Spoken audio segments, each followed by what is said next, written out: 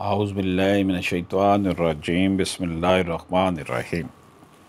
दोस्तों, civil petition number 803/2019 Sardar Ali Khan versus state bank of Pakistan and others, supreme court of Pakistan का फ़ैसला।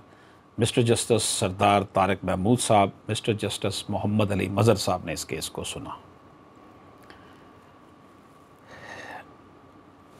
ये जो सुप्रीम कोर्ट का फ़ैसला है स्टेट बैंक के ख़िलाफ़, इसकी बाबत हम देखते हैं कि इसके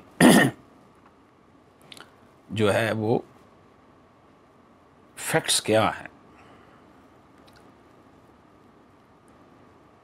पिटिशनर ने यूबीएल 21/9/1977 को ज्वाइन किया और 34 साल वहाँ मुलाजमत करने के बाद उसने सुपर इन्वेंशन जो है 23/1/2012 को ऑफिसर ग्रेड 1 के तौर पर लिया।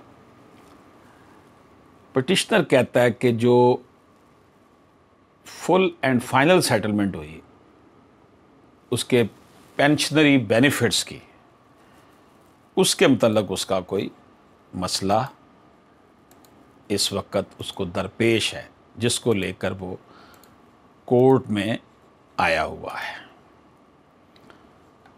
उसका जनाब ये मसला क्या है?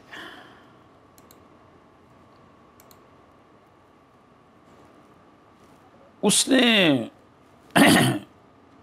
अपना सुपरवेंशन ले लिया 34 साल की नौकरी के बाद ग्रेड 1 ऑफिसर के तौर पर।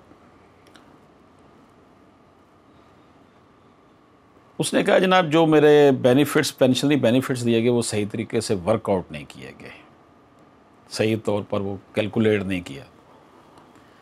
पिटिशनर ने जो है ना वो करेक्शन के लिए रिस्पोंडेंट को अप्रोच किया कि फ़ाइनल सेटलमेंट की जाए, जो रकम उसकी बनती है। पिटिशनर ने पेशावर हाई कोर्ट में 2012 में एक रिट पिटिशन भी फाइल की, जो बाद में उसने विड्रॉ कर ली।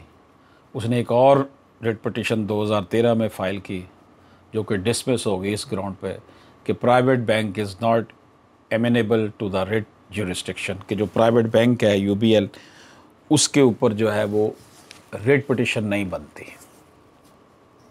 वो ज्यूरिस्डिक्शन में नहीं आता क्योंकि वो प्राइवेट बैंक का मुलाजम था।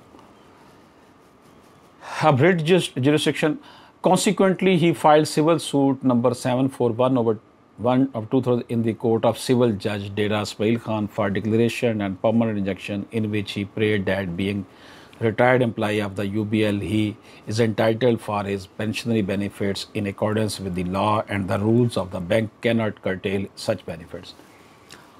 उसकी हाई कोर्ट से रिट पिटिशन जो थी वो डिसमिस हो गई कि ये प्राइवेट बैंक का मामला है। उसने फिर सिविल जज के पास सिविल सूट किया डिक्लेरेशन का कि उसके जो पेंशनरी बेनिफिट्स हैं वो उसको दिलवाए जाएं जो बनते हैं।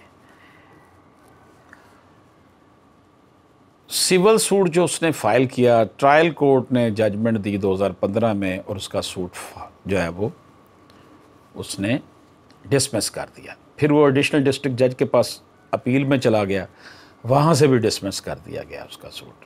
आखिर में वो फिर बाद में फिर वो पेशावर हाई कोर्ट में गया सिविल रिवीजन में, जिसमें उस डायरेक्शन दी गई उसके पैराग्राफ में नंबर 26 में judgment pass by the high court in suo motu case number 20/201 में। The learned counsel for the petitioner argued that the impugned judgment of the learned High Court is based on incorrect comprehension of law, in which learned High Court ignored that pension and retirement benefits should have been calculated on the basis of last drawn pay. उसने कहा जनाब last जो drop करनी होती है पे, उसके ऊपर कैलकुलेशन करनी चाहिए थी। The court below fail to scrutinise the circles number दिए हुए हैं उसने 942, 943 of 2001 or 984 of 2002 in its true perspective. The judgment of trial court and appellate court are based on misreading and non-reading of evidence. He further argued that it was obligation of the respondent bank to calculate the pensionary benefits of the petitioner on monetized basic salary rather than frozen basic salary. उसमें जी जो basic salary थी उसके ऊपर उसे लाना था, बजाय इसके कि वो जो फ्रोज़न बेसिक सैलरी थे उसके ऊपर देता। The whole controversy is roaming around the 90 gritters of the staff circular 943/2001 which was also produced during evidence in the trial court। ये इस सर्कुलर के गिर घूमता है जी।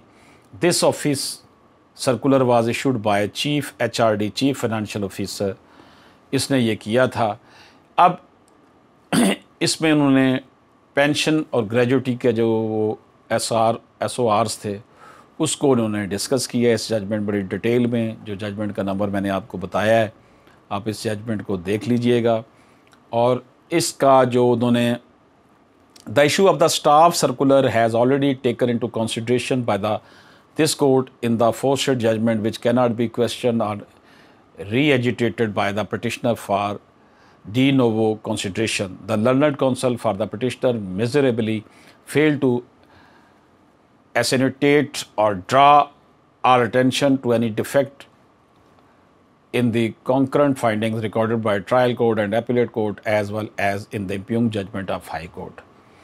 कि जो ट्रायल कोर्ट का फैसला था, जो एडिशनल डिस्ट्रिक्ट जज का फैसला था, जो हाई कोर्ट का फैसला था, उसके अंदर कोई डिफेक्ट साबित नहीं कर सका पिटिशनर जो है।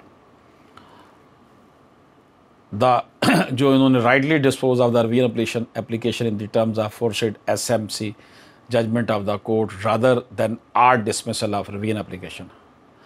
रिवीजन पिटिशन को डिसमिस कर दिया 11 अप्रैल 2022 को सुप्रीम कोर्ट ऑफ पाकिस्तान ने। ये जी इसकी फेट थी, इसका ये फैसला किया गया सुप्रीम कोर्ट ऑफ पाकिस्तान की तरफ से कि जनाब ये जो उसने किया हुआ था अपना अपील की थी उसको नहीं माना गया सुप्रीम कोर्ट ऑफ पाकिस्तान की तरफ से। उसका कहना था कि उसकी जो फ्रोज़न जो उसका बेसिक सैलरी थी उसकी बजाय उसको जो बेसिक सैलरी थी उसके ऊपर उसको देना चाहिए था, उसके पेंशनरी बेनिफिट्स देने चाहिए थे। उसने एक लंबा चौड़ा जो है वो एक जंग लड़ी, लेकिन उस जंग में वो कामयाब नहीं हो सका। तो in what circumstances a court can go behind concurrent findings of a fact by the court below. तो इसका जवाब ये है कि a court cannot go behind concurrent findings of the fact unless it can be shown that the finding is on the face of it against the evidence or as so patently improbable or perverse that to accept it could amount to perpetuating a grave miscarriage of justice. अगर तो ये देखा जाता है कि अदालत को ये पता चलता है कि जनाब कोई मिसरीडिंग हुई है एविडेंस की, या कोई बहुत ज़्यादा कानूनी जो है वो कानून की खिलाफ वर्जी हुई है, तब तो वो जो कंकरेंट फाइंडिंग्स नीचे की अदालतों की उनको वो देख सकती है, अदरवाइज़ नहीं। इजाज़त दीजिए, अल्लाह हाफ़िज़।